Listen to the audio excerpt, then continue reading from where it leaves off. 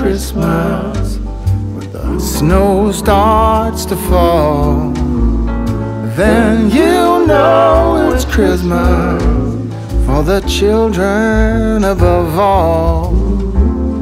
Then you know it's Christmas, 'cause Santa's on his way. We'll stand under the mistletoe, and then it's Christmas Day. I'm back and semi-healthy, much better than I was yesterday. I'm really glad this is my second go at COVID instead of my first go, because definitely I've gotten through this one much faster. And granted, I've had all my shots too, so I think that helps. A giant thank you to Kelly for stepping in, because I was in bed yesterday all day. The dogs were lovely. They just laid around me all day. My temp reached 102, and then it came down again right before I went to bed, and I've been good ever since. So thank you. I'm a little snotty, but that's all. Anyway, today, Grayson came up with, Grayson is here. Hello. Grayson likes to stay in the background a little bit. But Grayson bought all the supplies because Grayson decided day 18 should be monkey bread. I wanted monkey bread. Because I tell you what, all this year, 2 years ago during COVID, it was all about what's the hardest thing we can make. And now I think we're into the what's the quickest and the easiest thing we can make. And so monkey bread is a quickie because of store-bought pizza dough. We bought store-bought pizza dough, and it sat in the fridge. Well, Grayson bought it. We, as in collectively Grayson, bought store-bought pizza dough, and it blew up in the fridge last night, so it's done its first rise. We're going to break this up using the pizza dough. We need, we're using vanilla sugar. Look at these ones. Because it's what we have. Grayson made this with some vanilla beans. And all you have to do to make vanilla sugar is throw some vanilla beans inside a thing of sugar. Wait 6 weeks. And wait a month. We are going to be using, and it's 1 cup of white sugar, 1 cup of brown sugar, 2 teaspoons of cinnamon, and then I think half a teaspoon of ginger, 1/4 teaspoon of cardamom. Oh, half a teaspoon of ginger, and then 1/4 teaspoon of all the rest. Cardamom, ground cloves, allspice, and cardamom, cloves, ginger, and nutmeg. And allspice. And allspice, so 1/4. We're kind of doing a pumpkin pie thing.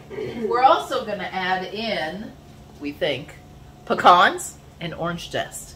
So this may be a flavor explosion, but we're going to try. We're trying to go off the beaten path and do something fancier for our quickie recipe. So, we're going to get started. All right, we've got our dough out, and we've got all of our bits. Sugar. So all of these things are going to get dumped into a gallon-sized Ziploc bag. The sugar.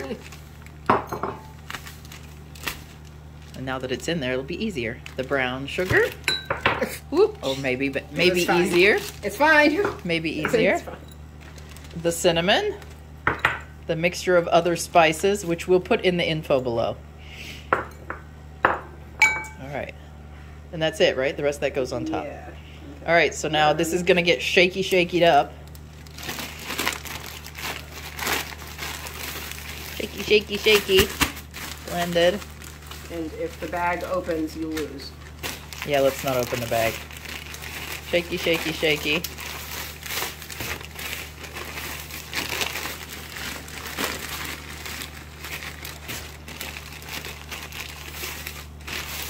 And just ignore my messy counter there. This is how we leave it like this all the time. Shaky. Okay. All right, now, because both of us hate touching raw dough, we're going to cut this. We're going to cut this into cubes and not roll it with our hands. We're just going to plunk it in the bag. I don't think it'll make a difference when we're done. So we're just chopping it up into probably 1-inch pieces? Bite-sized. Bite-sized pieces, whatever that means. How big is your mouth? I'd cut it 1 more. There we go. So like 1-inch pieces. And we're going to throw them in there. Throw them in there. That one goes in half. There.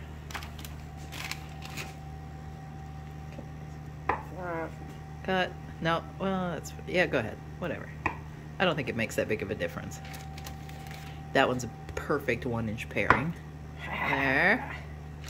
And another one. And we have two packages of the pizza dough. So there's going to be 2 of these that we cut up into pieces.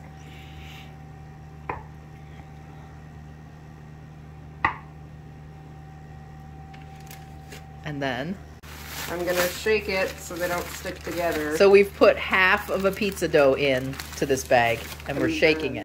All right, this is the end of the first bag of and Grayson is throwing them. It's the end of the first bag of pizza dough. So we're going to shake this up. Hopefully there'll be plenty left of the cinnamon stuff. And then we'll grease a bunt pan and start layering them in there. Giveaway for leftover cinnamon. I have just softened some butter because our house is so cold that the butter is not soft in the cupboard. And I am going to, sorry, I'm taking you on a ride there. I am going to well butter the inside of this. Just make sure every crack and crevice is greased up. Right like that.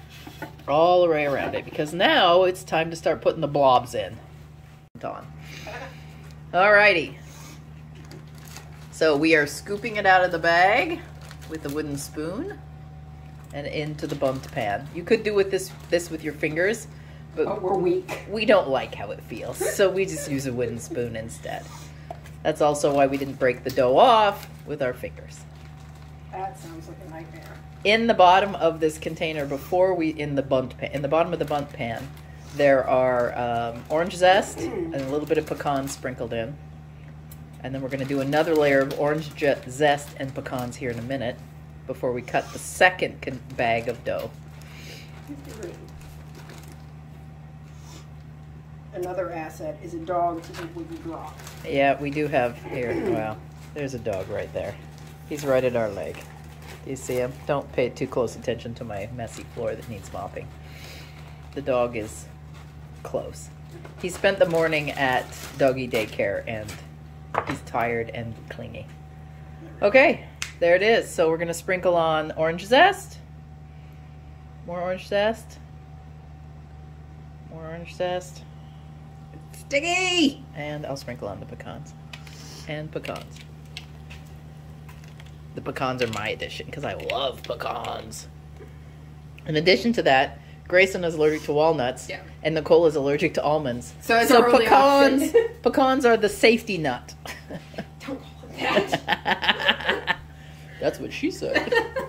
Adding our last layer of dough, sticky dough wrapped in sugar, and I'm going to microwave some butter and melt it.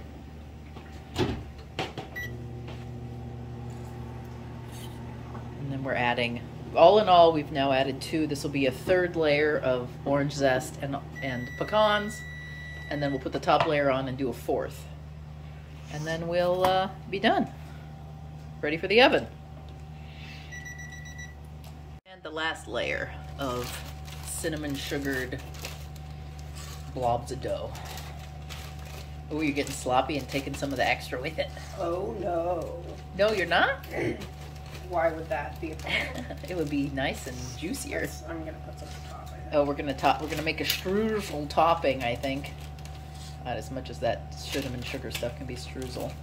Raisins would have been good. Oh, wow. So what we've done for flavoring is just our idea. We'll let you know when we taste some whether we made a good choice or not. What ideas do you guys have for flavoring? Raisins might be interesting to do like a cinnamon roll style one. Yeah. With like frosting on top.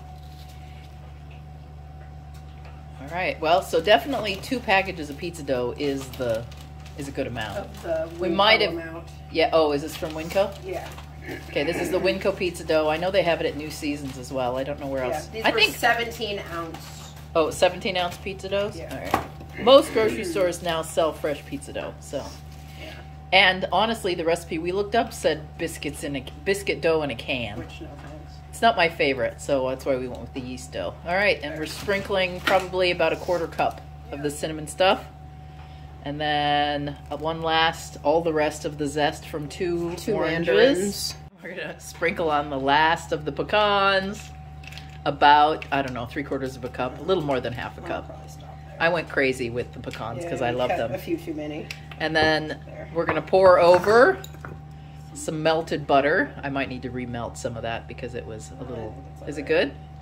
All right, we're pouring melted butter over the top. There. And then shove that baby into a 350-degree oven for how long? Until it's done. Until it's melty. Until the dough in the center is cooked. Yeah. But we're gonna put it in the oven and go try to make sure our fireplace is working. All right, we've got it out. And it does look darker than it really is on top, and I'm pretty sure that's the brown sugar cinnamon scenario. Also the lighting. And the lighting, yeah, in this room. But if you open up, because, you know, we're dying to do this. If you open it up, you can see, I tested this at 20 minutes and it was a little uncooked. It was a little undercooked, and we need to make sure these other layers get cooked.